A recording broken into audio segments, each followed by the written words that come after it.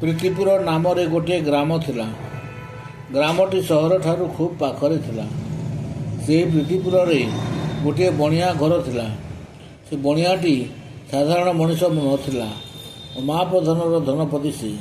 ଟଙ୍କା ଲଗାଣ ପତାଣରେ ସେ ଆଖପାଖ 50 ଖଣ୍ଡି ଗ୍ରାମରେ ବଡ଼ ଧନୀ ଲୋକ।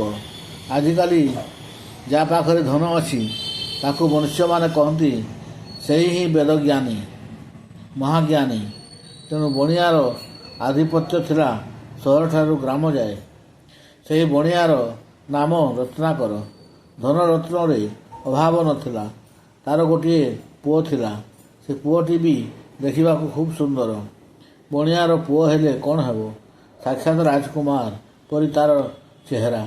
ତାର ପୁଣି ରାଜା ପୁଅ ଆଉ ଦରୁଆନ ପୁଅ ସାଙ୍ଗରେ ବେଶୀ ସାଙ୍ଗ। ସବୁଦିନ ତିନି ସାଙ୍ଗ ମିଳାମିଶା ହୋଇ ଚଳନ୍ତି। ତିନି ଜଣଙ୍କର ଗୋଟିଏ କଥା, ଗୋଟିଏ ମନ। କେହି କାହାକୁ ଛାଡ଼ି ଗୋଟିଏ ମୁହୂର୍ତ୍ତ ବି ଏକା କେହି ରହିପାରନ୍ତି ନାହିଁ। ବଣିଆ ପୁଅ, ଦରୁଆନ ପୁଅ ଆଉ ରାଜା ପୁଅ। ଦରୁଆନ ପୁଅ ଆଉ ରାଜା ପୁଅଙ୍କର ବିଭାଘର ହୋଇ ନଥାଏ। କେବଳ ବଣିଆ ପୁଅ ବିବାହ ହୋଇଥିଲା। ସେ ପୁଣି ଖୁବ୍ ସୁନ୍ଦରୀ ସ୍ତ୍ରୀଟିଏ ପାଇଥିଲା। ବଣିଆ ପୁଅ ବିବାହ ହୋଇଥିଲା ସିନା, ହେଲେ ତାର ସ୍ତ୍ରୀ ଯାଇ ତାର ବାପ ଘରେ ରହୁଥିଲା। ଦିନକର କଥା, ସାଙ୍ଗ ହୋଇ ତିନି ସାଙ୍ଗ ବସିଥାନ୍ତି। ବଣିଆ ପୁଅ କହିଲା, ଆଉ 2 ଦିନ ପରେ ମୁଁ ଶ୍ୱଶୁର ଘରକୁ ଯିବା ଲାଗି ସ୍ଥିର କରିଛି। ମୋ ମତରେ ଆମେ ତିନି ସାଙ୍ଗ ଏକାଠି ହୋଇ ମୋ ଶ୍ୱଶୁର ଘରକୁ ଯିବା କ'ଣ ଭଲ ହୁଅନ୍ତା ନାହିଁ?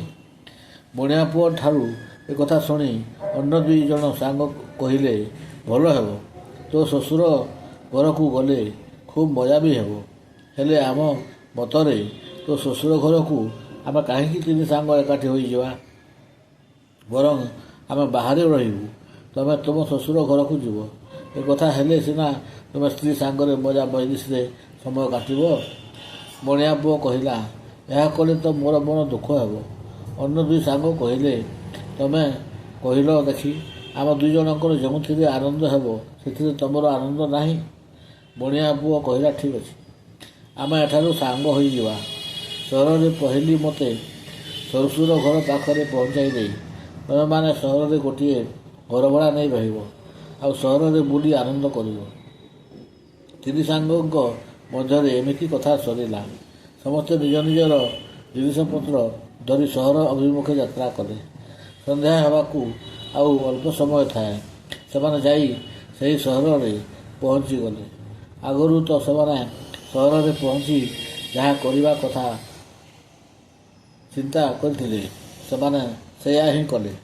ବଣିଆ ପୁଅ ସେଇଠୁ ନିଜର ପୋଷାକ ପତ୍ର ଧରି ତାର ଶ୍ୱଶୁର ଘରକୁ ଚାଲିଗଲା। ସହରରେ ରହିଗଲେ ରାଜା ପୁଅ ଆଉ ଦରୁଆନର ପୁଅ। କିଛି ସମୟ ସହରରେ ବୁଲାବୁଲି କରିସାରିବା ପରେ ରାଜା ପୁଅ କହିଲା, ଏବେ ତ ରାତି ହୋଇଯିବ। ଆମକୁ ତ ପୁଣି ରାତିରେ ରହିବା ଲାଗି ଘର ଦରକାର। ଚାଲ ଆଗ ଘର ଖଣ୍ଡିଏ ଯୋଗାଡ଼ କରିନେବା। ଏହାପରେ 2 ସାଙ୍ଗ ସହରର ଏକ ଗଳି ମଧ୍ୟରେ ପଶିଗଲେ। କିଛି ବାଟ ଯିବା ପରେ ଦେଖିଲେ ଗୋଟିଏ ଡାକଘର। ଡାକଘରକୁ ଲାଗି ଆଉ ଗୋଟିଏ ଘର ଚାବି ପଡ଼ିଥାଏ। ସେହି ଘରର ଅନ୍ୟ ଏକ ବଖରାରେ ଆଉ ଜଣେ ସ୍ତ୍ରୀ ଲୋକ ବସିଥାଏ। 2 ସାଙ୍ଗ ଭାବିଲେ, ଏହି ଘରଟି ଭଡ଼ାରେ ଯଦି ଆମେ ପାଇଯାଆନ୍ତେ ଭଲ ହୁଅନ୍ତା। ଏହା ଭାବୁ ଭାବୁ ସେହି ଘରର ମାଲିକ ସେମାନଙ୍କ ସହିତ ଭେଟ ହୋଇଗଲା।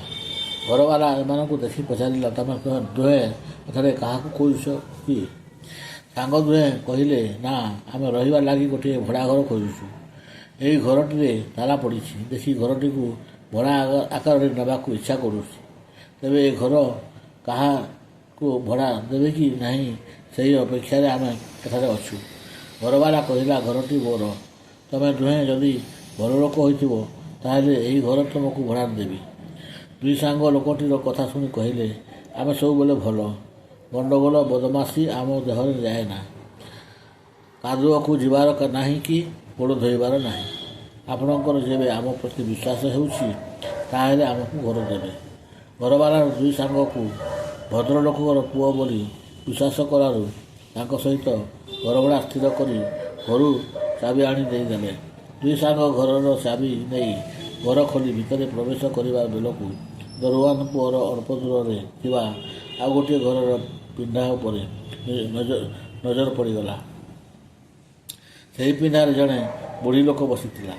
ଦରୁଆନ ପୁଅ ଦେଖିଲା ସେ ବୁଢ଼ୀଟି ଏମାନଙ୍କୁ ଚାହିଁ ଚାହିଁ କାନ୍ଦୁଛି।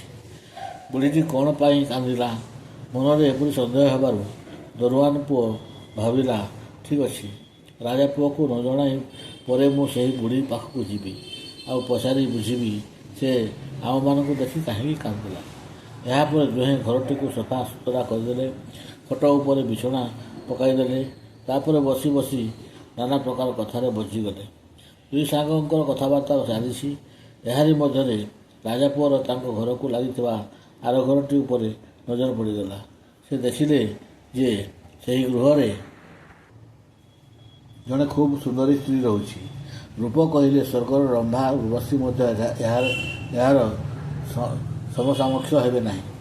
ସେପରି ସୁନ୍ଦରୀ ସ୍ତ୍ରୀକୁ ଦେଖି ରାଜା ପୁଅର ମନ ତାରି ଉପରେ ଢଳିଲା।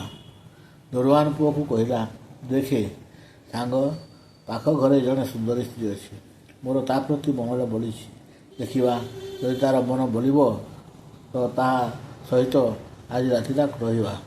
ଦରୁଆନ ପୁଅ କହିଲା, ଭଲ ହେଲା, ତୁ ତ ରଜା ପୁଅ, ଏମିତି ଅୟସ ତୋର ଦରକାର, ଚେଷ୍ଟା କର ଦେଖି। ଏହାପରେ ରାଜା ପୁଅ ଧ୍ୟାନ ଲଗାଇଲା ସେହି ସୁନ୍ଦରୀ ସ୍ତ୍ରୀଟି ଆଡ଼େ। ରାଜା ପୁଅ ଠାରୁ ଇଙ୍ଗିତ ପାଇ ସେ ସ୍ତ୍ରୀ ମଧ୍ୟ ରାଜି ହେବାର ଇଙ୍ଗିତ ଦେଲା। ସେତେବେଳକୁ ସନ୍ଧ୍ୟା ପରର ରାତି। ରାଜା ପୁଅ ସୁଯୋଗ ଉଣ୍ଡି ସେହି ସୁନ୍ଦରୀ ସ୍ତ୍ରୀ ପାଖକୁ ଚାଲିଗଲା। ଏଣେ ଦରୁଆନ ପୁଅର ମନ ଲାଗିଥାଏ ଆମ ଦୁଇ ଜଣଙ୍କୁ ଦେଖିବା ବେଳେ ବୁଢ଼ୀଟି କାନ୍ଦିଲା କାହିଁକି। ତାକୁ ଏବେ ଏହାର କାରଣ ତାଠାରୁ ଆଗ ବୁଝି ନେବାକୁ ହେବ। ଦରୁଆନ ପୁଅ ଦେଖିଲା ରାଜା ପୁଅ ସୁନ୍ଦରୀ ସ୍ତ୍ରୀର ଘରେ। ଏବେ ସୁବିଧା ତ ହୋଇଗଲା। ତେଣୁ ସେ ବୁଢ଼ୀ ପାଖରେ ଯାଇ ପହଞ୍ଚିଗଲା।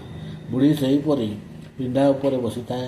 ଦୁଇ ସାଙ୍ଗଙ୍କ ମଧ୍ୟରୁ ସେ ଯେତେବେଳେ ତା ପାଖରେ ଜଣଙ୍କୁ ଦେଖିଲା, ସେ ଆଉ କ୍ରୋଧ ସମ୍ଭାଳି ପାରିଲା ନାହିଁ। କାରଣ ସେ ଯାହା ଆଗରୁ ସନ୍ଦେହ କରୁଥିଲା, ବର୍ତ୍ତମାନ ତାହା ହିଁ ହେଲା। ସତକୁ ସତ ତାଙ୍କ ମଧ୍ୟରୁ ଜଣିଏ ସେ ସ୍ତ୍ରୀ ପାଖକୁ ଯାଇ ସାରିଲାଣି। ସତରେ କ'ଣ ସେ ଆଉ ଭଲରେ ଫେରିବ? ଆଜି ଯାଏ ତ ଯାହାକୁ ସେ ସୁନ୍ଦରୀ ସ୍ତ୍ରୀ ପାଖକୁ ଯିବା ଦେଖେ, ତାର ଫେରିବା ଦେଖିଲା ନାହିଁ। ଜିଅନ୍ତା ମଣିଷ ଯାଏ, ପୁଣି ମଲା ମଣିଷ ଫେରେ।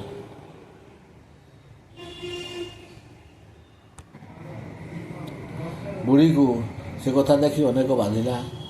ଦ୍ୱିତୀୟ ସାଙ୍ଗଟିକୁ ପାଖରେ ଦେଖିବାରୁ ତାର କ୍ରୋଧ ଅଧିକରୁ ଅଧିକ ହେଲାରୁ ସେ ଭୋ ଭୋ ହୋଇ କାନ୍ଦିଲା।